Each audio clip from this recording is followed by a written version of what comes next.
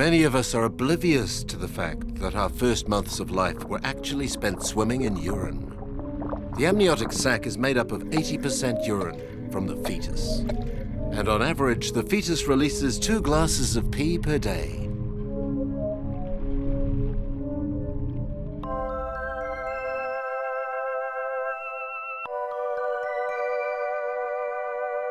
During our lives, each of us will have produced 38,000 litres of urine, the equivalent of a large tanker truck.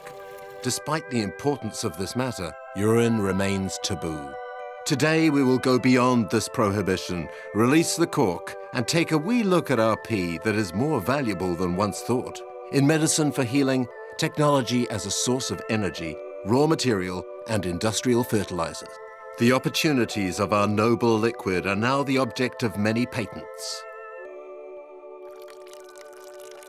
Despite the gradual success of urine, filming it could still create somewhat of a scandal. To satisfy our interests without disgust, whenever possible, we will be using thermal imaging, microscopic, and high-speed cameras. This is the story of urine superpowers.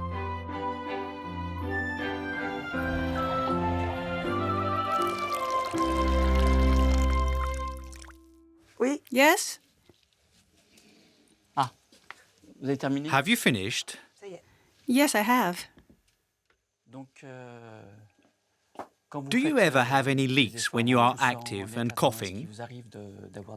Yeah, the other day I was ill. I sneezed and peed, achoo, peed, achoo, peed. At the slightest effort? Yeah. When you break out laughing too? Yes. There is a large difference between men and women. In men, the pipes tend to block up. In women, they leak. Urinary incontinence in women concerns so many young and elderly women. It's a taboo subject, and most patients have difficulty speaking about it. Does this incontinence create anxiety in your daily life? Absolutely. I always check how long it takes to get anywhere. Basically, I need to pee every half hour. The bladder is often a mirror of the soul. If anxiety sets in, then it may be expressed through bladder problems.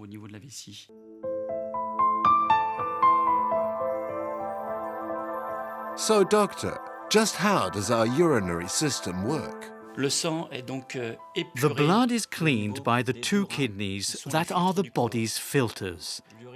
Urine is evacuated through these 2 pipes that are called ureters. The urine is then stocked in the bladder that we see here, and when it becomes full, there will be a swelling that sends an order to the brain to urinate. What is urine? As a matter of fact, it is a sterile liquid. 95% water, 5% waste. Urea, creatinine, sodium, potassium, chlorine, magnesium. According to most medical reference books, roughly 100 chemical substances have been found in urine, the same number as found in the famous Chanel No. 5. But only recently have we obtained the true perfume of urine. It contains no less than 3,000 chemical substances. This opens new perspectives when we know that only 10 elements are needed to reveal pregnancy. In the near future, this discovery could revolutionize medical tests and complete or replace blood tests.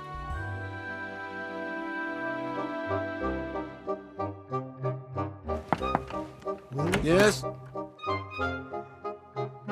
Comment ça va? How are things going? Well, it's not that easy. Push to pee, push. I'm trying. Push with the stomach. I'm trying, but it's difficult. One of the problems is that when people urinate in a hospital, they may be inhibited and their urine flow rate is not perhaps normal. So the urologist wanted a device that could measure urine flow rate in the home environment. And the stakes are high for Western countries where prostate cancer affects 1 man in 4. the innovation came when I was at home one day and I was going to the toilet, and I noticed that as I was weeing, the shape of my urine stream changed as the flow rate changed. So you get this very characteristic wavy pattern, and the shape of that wavy pattern was changing during the voiding. And so we thought perhaps we can understand the bioengineering, the biophysics behind that shape, and we can use measurement of that shape as a way of measuring urine flow rate, and therefore as a diagnostic parameter. Finding it difficult to study the urine as it gushes into the loo, Martin has perfected a flow model. Here you can see the beautiful pattern of the flow shape as it comes out of that elliptical orifice, which is the same as the urethra at the end of the penis. And we're measuring that distance to that first sort of pinch point there. And you can also see on this one that as the flow rate reduces, then this pattern changes. It gets shorter, this distance here. Observed under a high-speed camera at 2,000 images per second, a urine flow problem is similar to a wave of droplets and not a continuous stream. So, Professor, what is the ideal measure for a healthy man?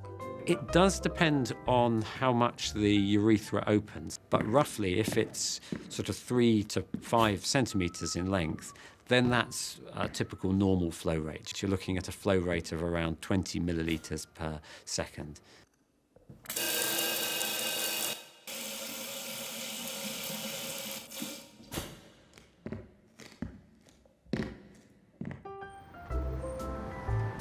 For Martin Knight, nothing is better than a field test. Thanks very much for taking part in this study.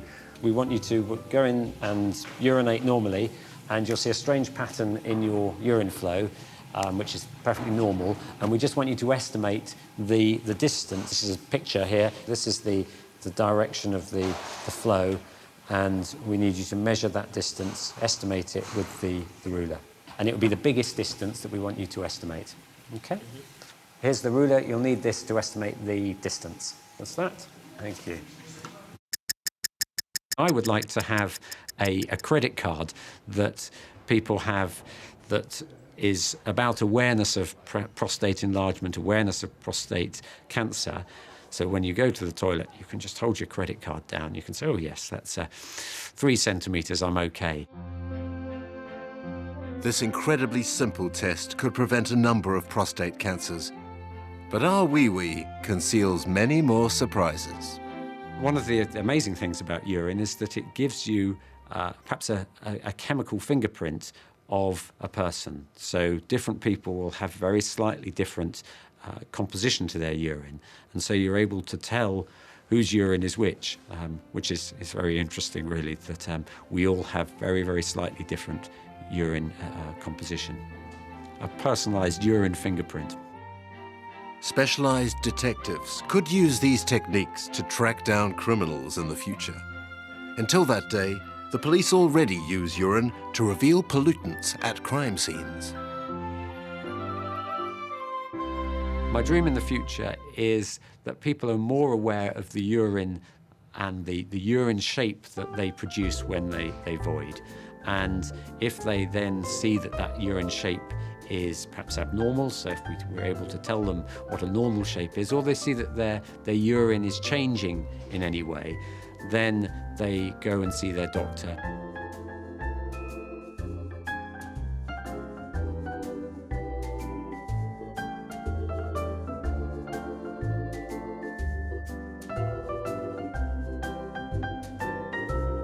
Unfortunately, some of us will not be able to keep an eye on our urine flow. They have what is called paruresis, or the shy bladder syndrome.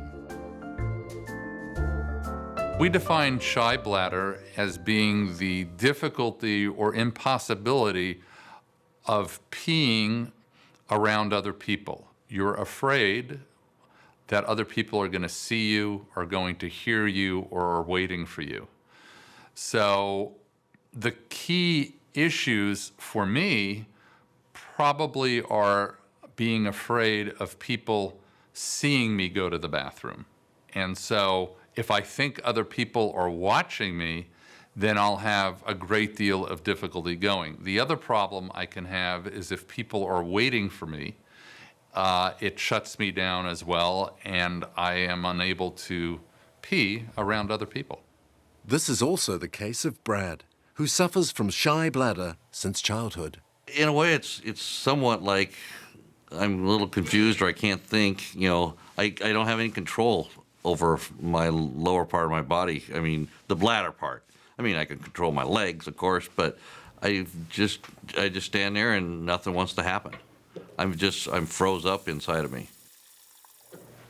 Brad has consulted for shy bladder over many years. Since he started drinking more water, his bladder seems to trigger more easily. Have you been using the catheter? Yeah, I'll use the catheter on occasion, but I don't have to use it. And if I have a problem in the restroom, I just decide, well, maybe I'll go drink more water and I'll be able to go in another 30 minutes. So Brad, I'd like to offer you this stress-relieving toilet. You squeeze like this, and it helps to reduce anxiety and overall makes things better in your life. Life with shy bladder can be hell. And someone could put a gun to your head and say, pee or die.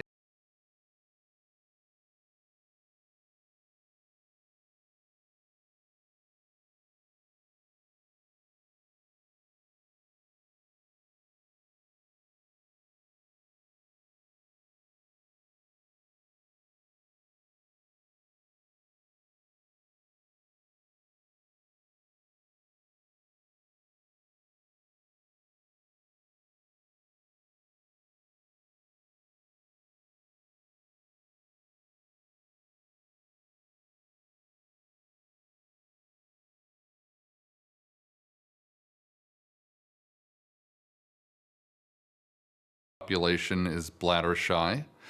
In Germany, it seems to be around 1 to 2%. In France, about 5%, and in the Scandinavian countries, about 10%. Men and women are equally affected. The big difference, of course, is that women have much more privacy in general in the public restrooms than men do. In Japan, it's very interesting. They've developed musical toilets for women, and in order to mask the sound is the only way that some women are able to go to the toilet at home.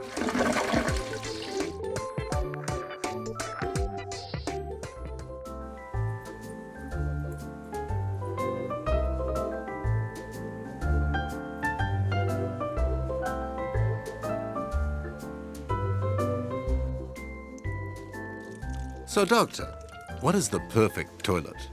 This is a very good public restroom design. The only thing that could be improved is the dividers could go all the way down to the floor and all the way up to about here, and then it would be ideal.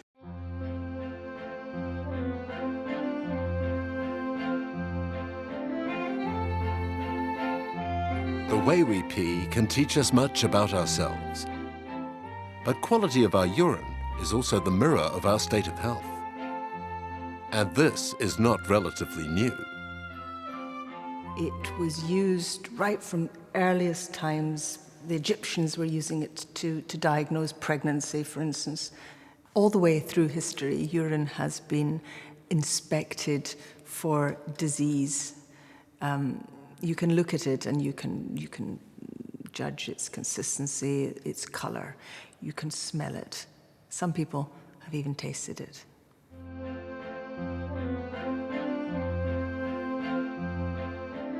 If urine has often played a key role in identifying disease, some practitioners have quickly taken our golden liquid for a state-of-the-art remedy. Urine therapy was born. The enthusiasts of this method recommend drinking one's own pee in order to stay in good health. This advice has been widely followed. I was flabbergasted to discover that there are currently millions of people in the world who drink their own urine. Now, there's a long tradition of people drinking urine. It's been considered down through the ages a stimulant to good health. Whether it is or not is something that you have to depend on anecdotal evidence to decide. If you ask any of the millions of people who drink it, they will probably say it works. It cannot be proved that it works, but lots of people do it. So who am I to say? The best part of our pee could be the intermediate flow between the first jet and the last drop. This morning I had a little headache, and as usual I take my urine, and after 7 minutes the headache was gone. I had eye surgery. It was infected. I put 2 drops under my tongue, and it really worked. My daughter was asthmatic since she was 12, and I used it many times when she had asthma attacks, and that helped her greatly. It stopped the attack.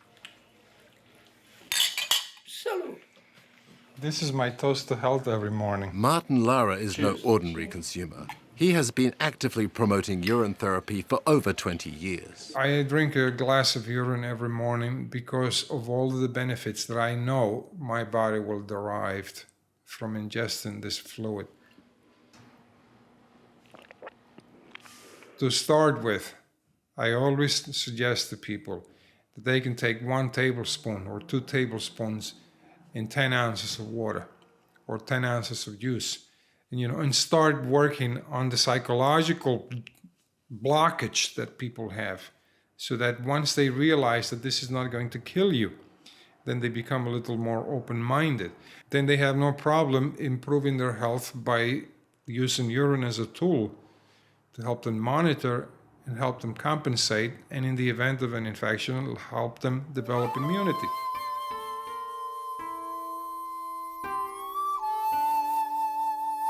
One of the greatest secrets of the beautiful women in the world is that they take a towel soaked in urine and they put it on their faces and they leave it there for 20 minutes and then they take a regular shower. But that opens up the pores and it penetrates the 7 layers of skin that we have, and it just cleans up everything. It regenerates, it brings life back to the skin. According to Martin, even peeing on oneself is valuable. And humankind is apparently not the only animal to benefit from the healing properties of urine. There are monkeys that drink their urine all the time because this is genetically implanted as a survival tool. A natural therapy so ancient that some animals perform it instinctively. Of course, some New Yorkers have their doubts on this approach, but Martin Lara is totally convinced and uses his books to prove the skeptics they are wrong. He doesn't hesitate to stop people in the street to convert them to urine therapy. You wake up in the middle of the night with a tooth abscess. I have a formula there. It takes away your pain in 7 minutes. This involves urine. You have to use a homeopathic preparation of using urine, yes. Is it only the morning urine? Because I've heard that in the morning it's you could use it from any time. It's no diet. So it's I can eat anything, a gyro, sour cream. Yeah, but you're asking, let me answer one question. Okay. Why does it look so strong and pungent at times? Because you're dehydrated. So the first thing you need to know is you need to hydrate properly in order for it to be pleasant. Most people do not have urine that is pleasant, because most people are chronically dehydrated and they force the body to squeeze moisture out of the stuff in the colon. So they're going to have urine that tastes horrible. So if it smells bad, if it looks bad, then you have to drink more water. Our blockage is essentially a cultural one. In certain cultures, they actually promote husband and wives exchanging the urine because it's a way of balancing the yin and yang. In China, urine has a wide array of therapies. The pee from young children and babies is particularly sought after. From their youngest age, everything is done to enable toddlers to take a leak freely. You can even order urine from young boys on the internet. Such fluids can cost up to several €100 per glass. Those who don't like to drink it are free to eat hard-boiled eggs. In the city of Dongyang, near Shanghai, the pee of schoolchildren is used for boiling eggs. Wan takes the bus several times a day to retrieve the gold liquid.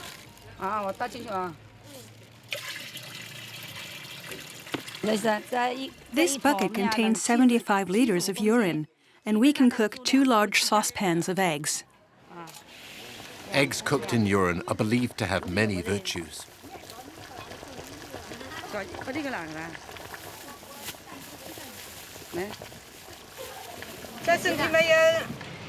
These eggs protect us from the summer heat wave and avoid insulation.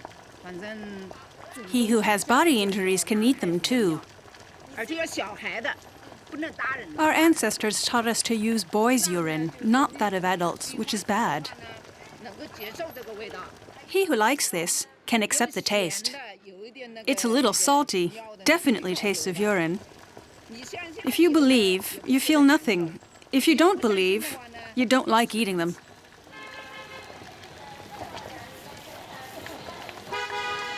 The eggs cooked in school children's urine are a local Chinese delicacy, served in springtime.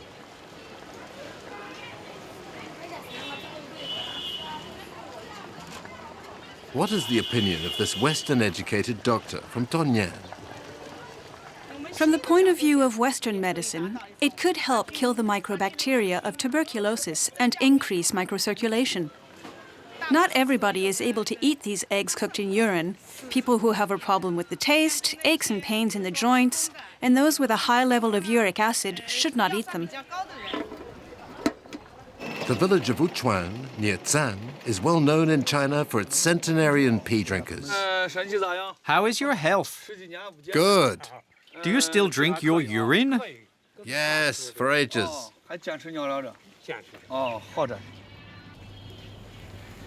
Most of these smiling octogenarians are urine drinkers. In China, 10 million people drink their own pee every morning.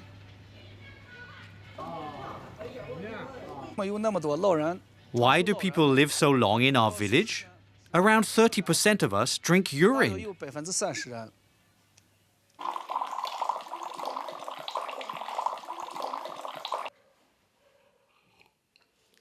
I drink urine once in the morning and once in the evening.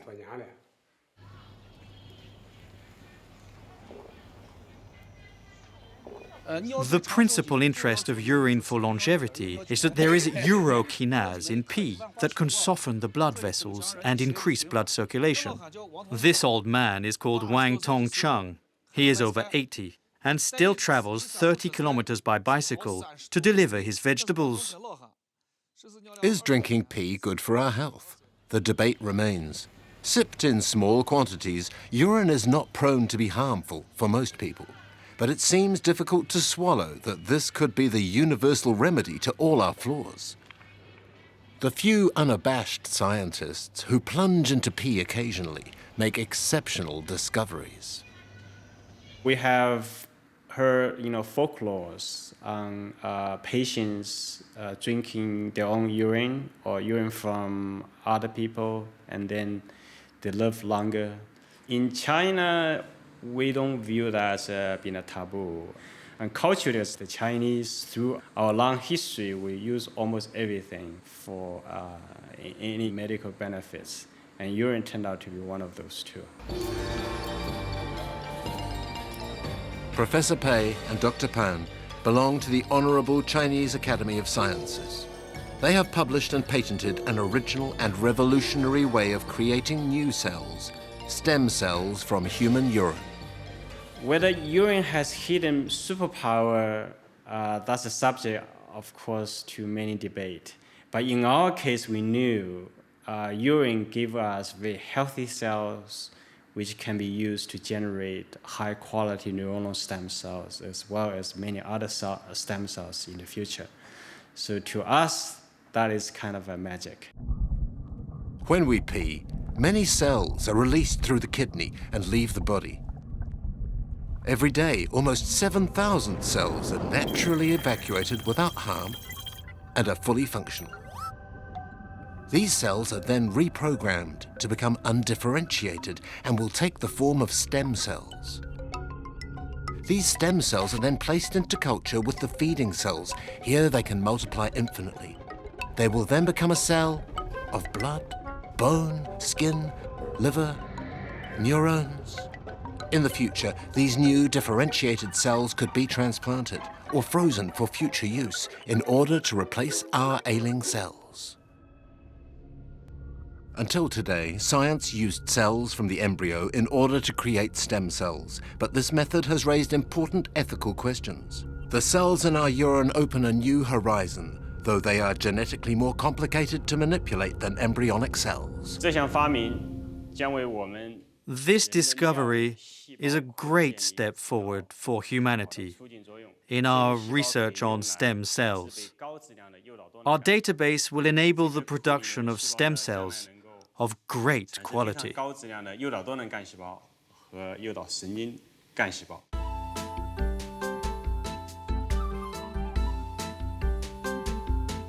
This most promising research is performed in a P3 level high security laboratory.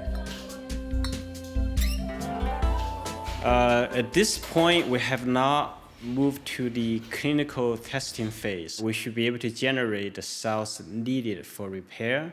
So in the future, the cells we extract from urine can be turned into other stem cell types. Those, for instance, can give rise to liver, maybe even give rise to kidney itself again. For Alzheimer's disease, we want to be able to make stem cells which can be transplanted into the brain, which can repopulate the aging neurons in the patient and then eventually restore function. The first laboratory tests of reproducing neuronal stem cells, filmed here, are encouraging. Transplanted into the brains of newborn rats, they have not created a tumor.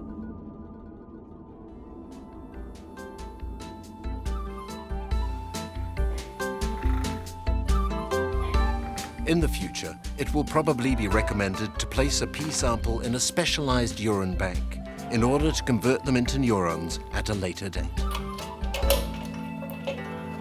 If we collect an individual's urine at the age of, say, 20, right, and we can bank that, store in our facility, at the age of 80, that means 60 years later, and that urine turned neuron can still be used for that particular person and his offspring if it's matched. Could urine be the elixir of immortality our ancestors have long been seeking? Is this the key in the battle against the degeneration of our brains? Whether urine can give rise to immortality will be a very interesting question to ask in the future. From our perspective, certainly, urine can give rise to very good cells for us to generate many different types of stem cells. Those stem cells can be used for therapeutic purposes, and in that sense, can save people's life and can probably even help people live longer and healthier.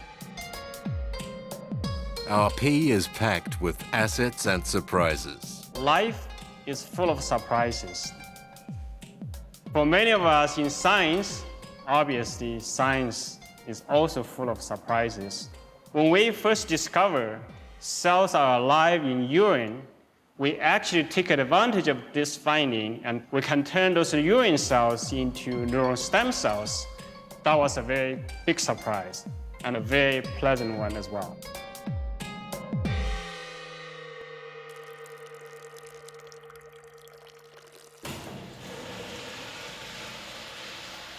Dr. Musa Sheikher is also thrilled about the future medical applications of urine. This doctor from Saudi Arabia, he's a regular drinker of camel urine and a strong advocate, and he's the one who shipped camel urine for our own investigation here in the US.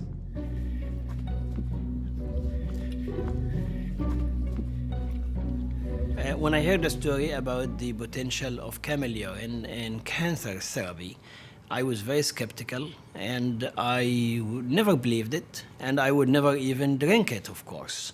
I'm engaged in science for over 25 years in drug discovery, drug development, with over 250 US and international patents. So I started investigating it with questions, a lot of questions in my mind.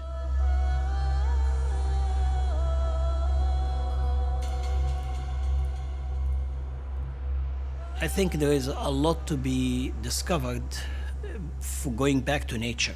Biological fluid from an animal that lives in the desert have the strongest immune system of all kind of animals, resistant to any infection.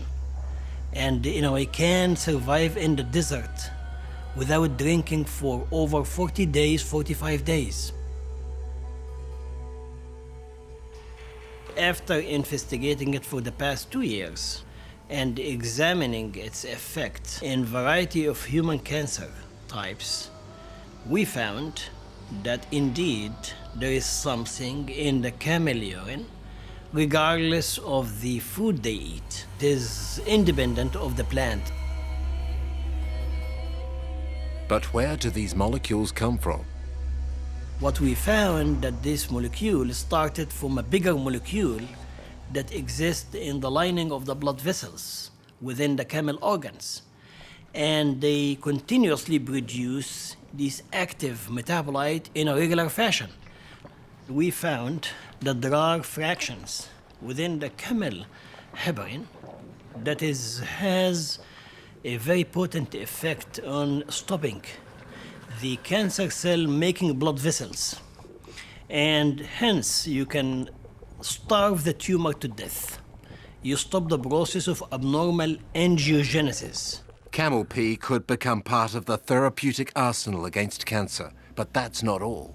Camel urine can be kept at room temperature for an extended period of time and can be kept in the refrigerator for years. And without any contamination, no bacteria, nothing can grow in it. Because one of the key aspects within the camel urine, this anti-proliferative, anti-infective, antibacterial, anti-cancer, compounds that stop anything to grow in it. Thus, camel urine will also enable our doctors to heal many diseases, like this bacterial skin infection. But our pee remedy remains to be accepted by the patients.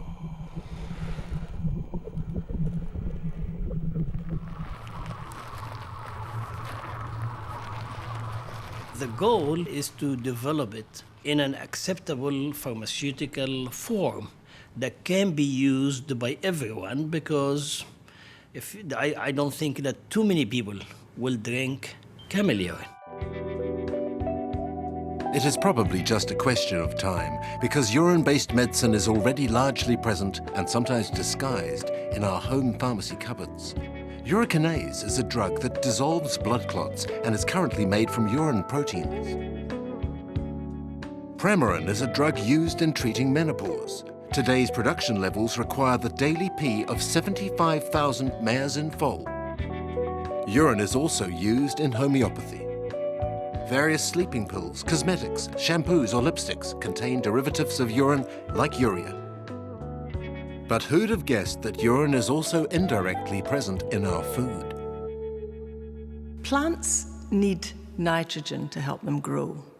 Urine is rich in nitrogen. Human beings are rich in urine.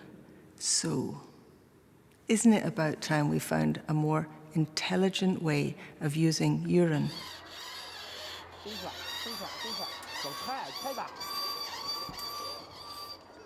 China has rediscovered the powers of nitrogen and phosphorus contained in urine. This is a very useful stone. At home, you see your parents plant vegetables and fruit trees, and they use a fertilizer called phosphorus. Plants need phosphorus to grow fruits and vegetables to feed the planet. Phosphorus rocks are depleting, and the only way in the near future is to recycle the phosphorus in our urine. To be able to use this precious liquid as a fertilizer, it must not have been contaminated by our excrements or diluted by the water flush. In a world where millions of humans do not have access to modern toilets, an idea emerged to design a new toilet where pure pee can be collected and recycled. Children, look at this seat. The poop goes in the big hole and the pee in the little hole. Come and touch. In theory, the boys should feel less concerned because they can pee in the urinals, but they do seem more interested than the schoolgirls. We must collect every drop of urine so that future generations can eat. So do not forget when you go to the toilet. Poop in the big hole and pee in the little one.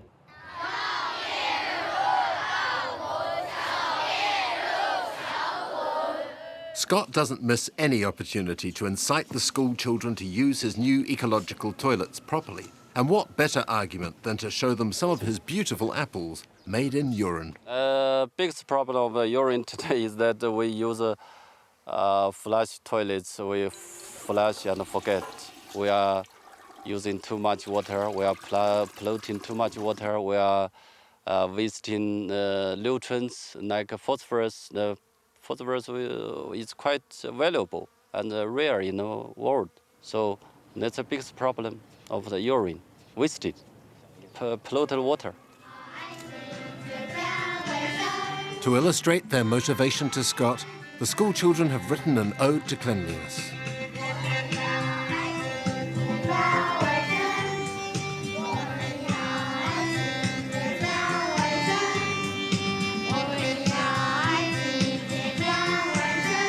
From Confucius to Lavoisier, nothing is lost. Everything is transformed.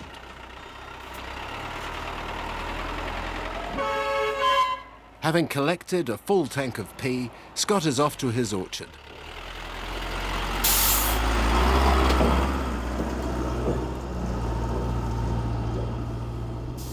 Oh. There are some nutrients inside the urine, like phosphorus, nitrogen, and potassium. Usually 80% of the nutrients of the human beings are in urine.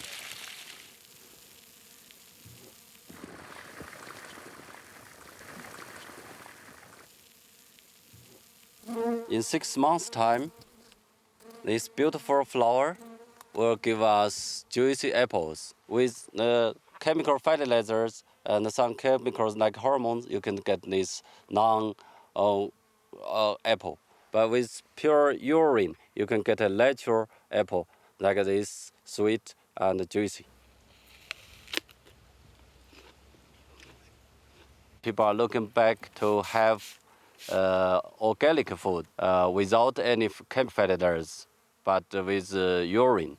So like my apples, now it's become some kind of luxury farming products for the consumers. Orders are flowing in, but few schools are equipped with the new ecological toilets. In this establishment, Scott will only be able to collect boys' pee.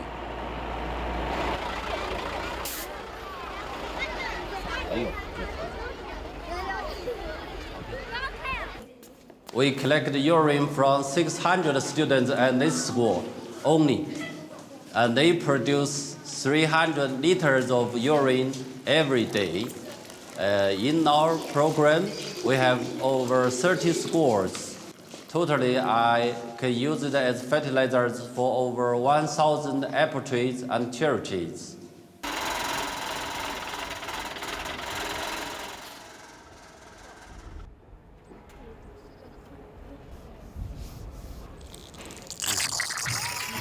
Hey. We just missed to forget to tighten the tubes to the steel tubes. So sometimes too much pressure. On the wall behind me are the best students of the year. They have respected many virtues, one of which is to be clean in the toilet, to make sure every drop of urine to be ended up in my tank. Every drop must go into the urinary. Every drop must go into the urinary. Full tank. Close the tap.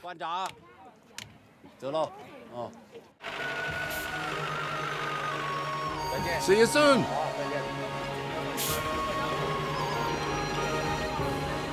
Scott is becoming a celebrity.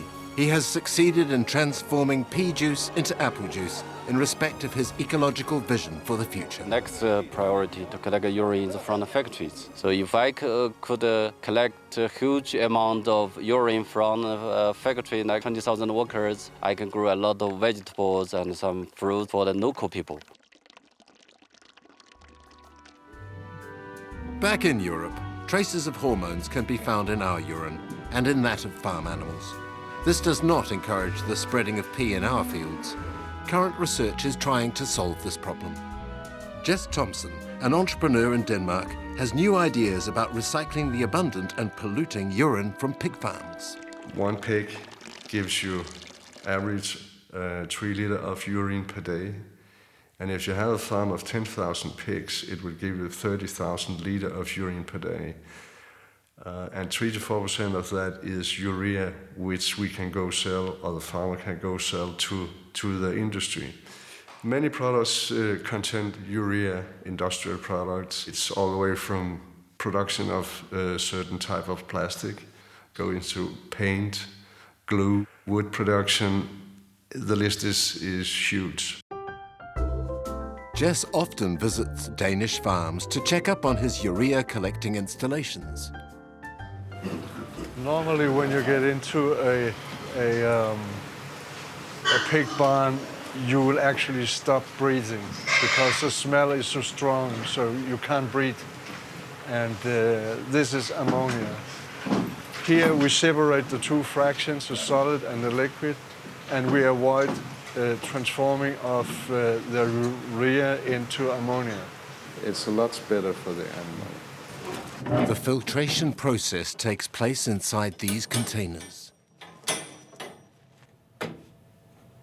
We have basically 4 steps, and what it is that it is filtering which are getting finer and finer and finer in the filtration.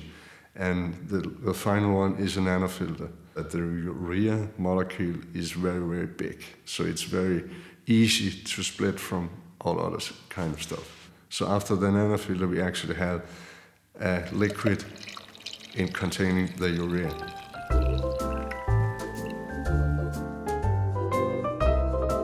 Following evaporation, the urea will become a compact powder that will then be sold on the market. Hidden deep inside our pea is a form of energy. Today is one of more those days in which we're going to continue changing the world by utilizing energy from waste. Today, we flush literally the problem to somebody else. What we are doing is going to end in recovering that energy from the waste and producing energy that could be used for powering houses, for powering vehicles in the future. If pee were gas, a sensor was installed in the urinals. Data captured was sent to a tablet. An app turned milliliters into kilometers based on the real consumption of the car. A small amount of pee, an incredible long ride.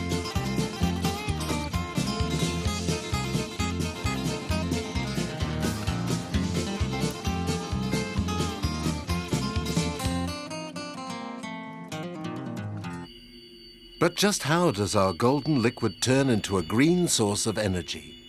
The process that we have developed to extract hydrogen from urine is a very simple process. Everybody has a battery in a car. Imagine 2 plates, and in one plate, then we are basically oxidizing the urea into nitrogen and carbon dioxide, and this is carbon that is already contained in urea, so this is biological carbon. And on the other side, we're producing hydrogen. We have developed materials that allow that reaction to take place. But does this method work? You just need to try it. Surprisingly, the results are optimistic. A human being only can carry a certain amount of urea.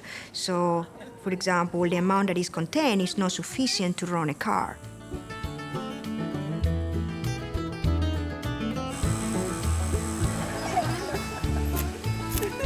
Roughly 5 meters in 20 seconds. But how much urine would it take to move a full-scale car? To provide fuel for a car, you need 5 kilograms of hydrogen. And with 5 kilograms of hydrogen, that car could go 300 miles. So in order to provide 5 kilograms of hydrogen, you need 1,250 people urines in one day. Automobile manufacturers are already testing the first cars to run on hydrogen. In Germany and in the USA, a small network of hydrogen refueling stations has been set up. However, most of the hydrogen that we use today is produced from petrol. Hydrogen is the cleanest fuel in the world because when you oxidize hydrogen, or the combustion of hydrogen only produces water. What is the future of hydrogen coming out of urine in terms of power for vehicles or for houses? I think the future really had to do with doing a centralized facility.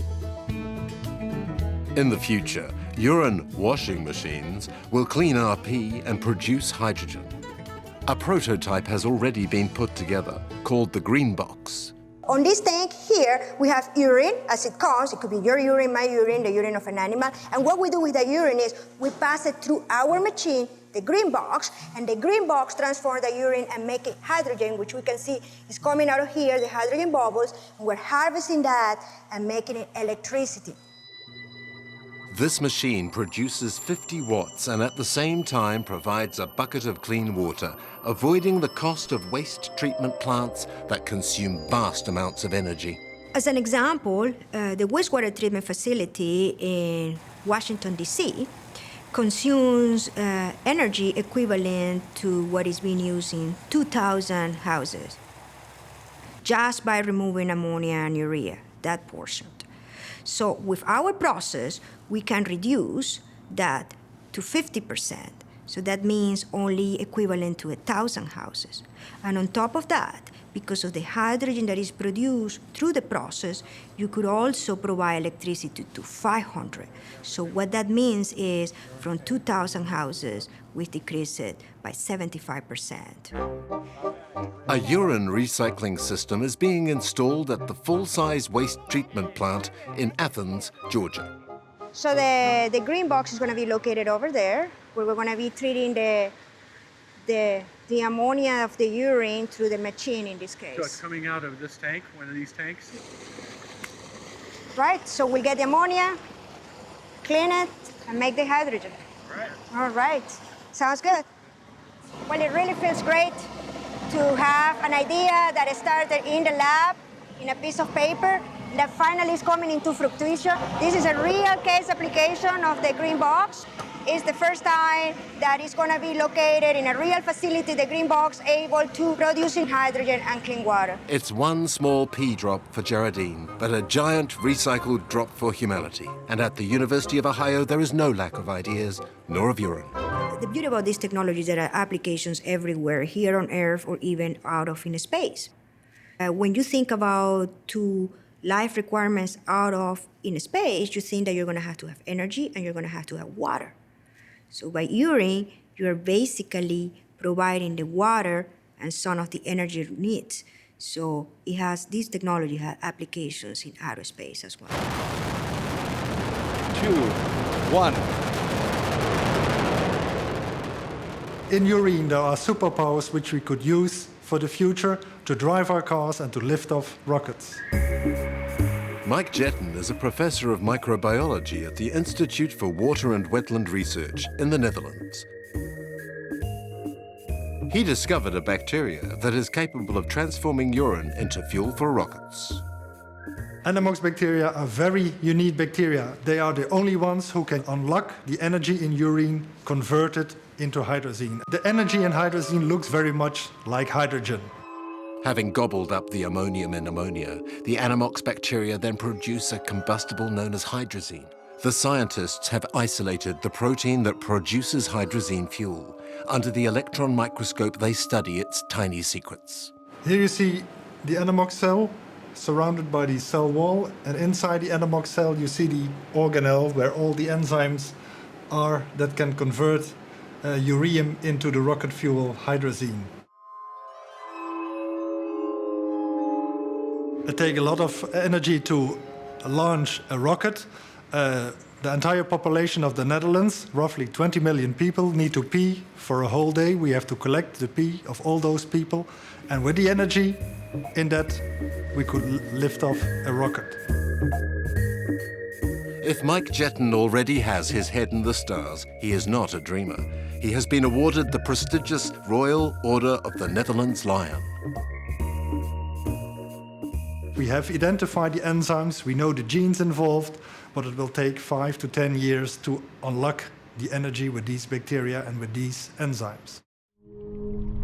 Our pea has a promising future.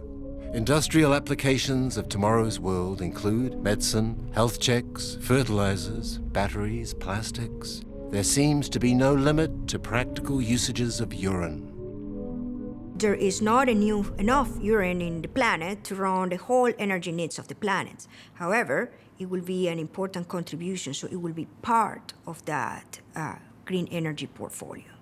I think that in a world where natural resources are in ever shorter supply, where we're having to look for alternatives, we will inevitably turn more and more to urine. It will become at the cutting edge of green technology right through to the future. The next time you flush your pee, think twice. It might be worth more than you think.